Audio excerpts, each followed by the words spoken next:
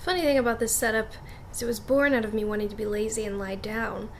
But it took effort to set up. I have kind of a complicated relationship with sleeping in. I like sleeping in, and being a night owl naturally, I sometimes need to sleep in order to get a healthy amount of sleep, and I have that flexibility with my schedule, so like, it's fine, but sleeping in gets such a bad rap. It's usually associated with underachievers and laziness. Yeah. I mean, I've seen at least half a dozen articles about how the most effective people get everything done before 7 a.m., and I'm just like, that's great, that's fantastic. That's well done. Way to figure out when your most peak productive hours are. That's great. I mean that, there's no bitterness here. But yikes, do I have a guilt complex associated with sleeping in? It's become this shameful thing where only good people get up early and only bad people get up after 9. And it's at least mostly my fault for internalizing that, so I'm fighting back. Jeffson, my premarital counselor, emphasized the importance of family rules. Family rules would be like the things you as a family normally do, like for food or spending your time or whatever. So like, say family A always eats bacon and eggs for breakfast, and family B eats whatever, like pizza and donuts, doesn't matter, there's no breakfast food. And so what happens when you get someone from family A who thinks their way is normal and family B who thinks their way is normal,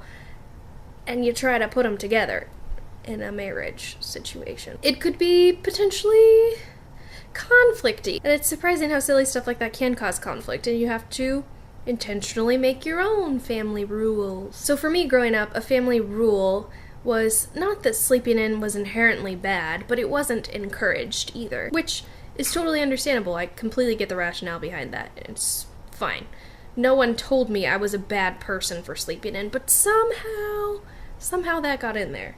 Hey, don't chew on my cord. And this goes back to the video I made about should statements. Like, I have a should statement in my head that says you should get up early, or you're not a good, productive person. And I had a crumb on my lip. I don't know if that was distracting. SARS. I recently had someone point out to me that the difference between guilt and shame is guilt is feeling bad about something you've done, and shame is a sense that you as yourself are bad or wrong. So now I've set myself up in a lose-lose situation, right?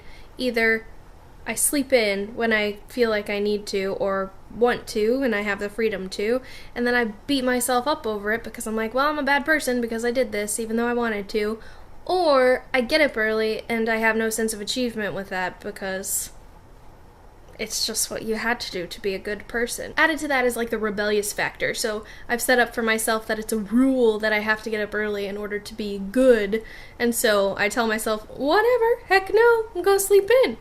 And then I feel guilty about it anyway. Yeah. So my new strategies are to stop telling myself I have to get up early to be a good person, because that's not true. Figure out things that will make me excited about waking up early, plan things early in the morning that I want to do, and sleep in when I need to or, want to, and just decide that that's a thing that I am allowed to do, and cool. And there are benefits to waking up early too, so sometimes I'll do that too. Excellent. It's a plan. I'll check in with you guys later to see how that's going. I hope you have a good day. Talk to you tomorrow!